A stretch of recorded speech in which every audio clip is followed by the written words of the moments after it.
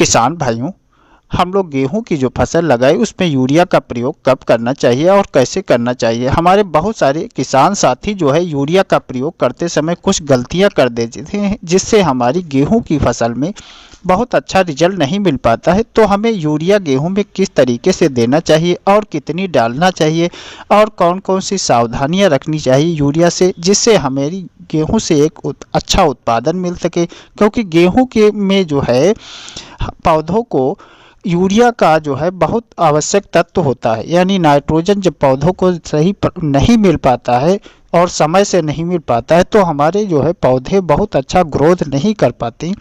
तो किसान भाई, जानकारी शुरू करने से पहले एक छोटी सी रिक्वेस्ट है, जो हमारे किसान साथी चैनल पर नए हो चैनल को सब्सक्राइब कर ले और पास वाली घंटी को अवश्य दबा दे, ताकि खेती से संबंधित सभी वीडियो आप तक सबसे पहले पहुंचती रहें।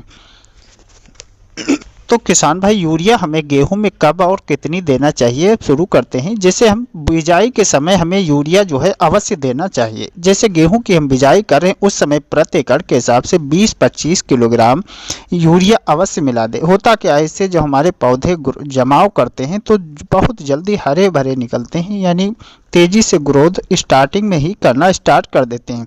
उसके बाद किसान भाई, जैसे हम पहला पानी जब देते हैं, जैसे 21 से और 28 दिन के बीच अलग अलग क्षेत्रों में पानी देते हैं, तो यहाँ पर जो है हमको पहले यूरिया पानी से पहले देना चाहिए। जो ऐसे हमारे क्षेत्र में बलुई मिट्टी है, यहाँ रेतीली मिट्टी है, पानी कम टिकता है, तो हम जब पहले यूरिया का प्रयोग कर देते हैं तो यूरिया घुलकर जड़ों तक पहुँच जाती है और पौधों को अच्छे तरीके से मिल जाती है। कहीं कहीं पर जैसे कठोर मिट्टी है तो वहाँ बाद में भी डाल सकते हैं, लेकिन हमारे क्षेत्र में जो यूरिया का प्रयोग अधिकांश किसान पहले करते हैं।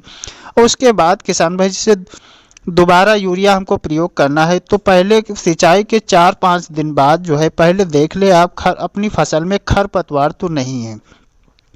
यदि खरपतवार होंगे आपकी फसल में और पुनः यूरिया डाल दिया तो आपके जो यूरिया है वो खरपतवार नष्ट कर देंगे और आपकी फसल दब जाएगी। तो वहाँ पर सबसे पहले आप खरपतवार नियंत्रण का अवश्य प्रयोग कर ले, क्योंकि जब खरपतवार हमारी फसल में नहीं होते तो पौधे जो है खुलकर चलते हैं, यानी कल्ले भी अधिक निकालते हैं और फसल जो है तेज़ी से ग्रोथ भी करती है। यदि हल्के फुल्के है तो आप उखाड़ भी सकते हैं। वैसे कोई खरपतवार नाशक का प्रयोग करके अवश्य खरपतवार नष्ट कर दे।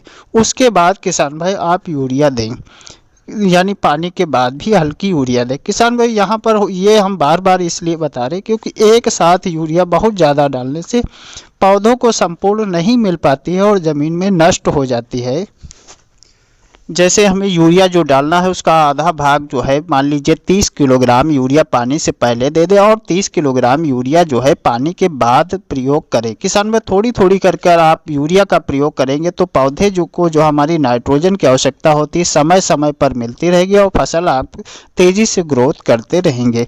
किसान भाई, यदि यहाँ पर संभव हो तो एक और बता दें कि आप यूरिया स्प्रे के माध्यम से पानी के बाद दे दें, तो इससे होता क्या है, पौधों को बहुत जल्दी ग्रोथ पत्तियों पर यूरिया जाती है, पत्तियां जो है पौधे जो होते हैं बहुत जल्दी अवशेषित कर लेते हैं और पौधे बहुत जल्दी ग्रोथ करना स्टार्ट कर देते हैं और खर्च भी आपका कम आता है।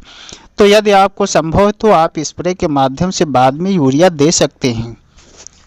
ये तो किसान भाई आपने पहले पानी पर कंप्लीट कर लिया यूरिया। अब हमको दूसरे पानी पर भी यूरिया देना होता है, क्योंकि जैसे हमारे पौधे जो है पहले पानी पर नाइट्रोजन की आवश्यकता होती है, जड़ों का विकास हो रहा है, पौधों में फुटाव होता है, क्राउन रूट गांठें बनती हैं तो कल्ले निकल रहे होते, उसी तरीके से जो है पौधे जो हमारी दूसरे पानी तक भी ग्रोथ करते हैं। उनको जो है सभी पोषक तत्वों की आवश्यकता होती है हमारे फसल में। जब हम दूसरा पानी देते हैं उस समय भी हमारे जो फुटाव होते हैं, यानी जो कल्ले निकलते हैं, उनको तेज़ी से ग्रोथ कराना होता है और पत्तियां हरी रहें तो जो है एक शानदार उत्पादन की तरफ जाएगी। तो आप दूसरा पानी जब दे रहे हैं तो वहां पर भी आपको यूरिया अवश्य प्रयोग करना चाहिए।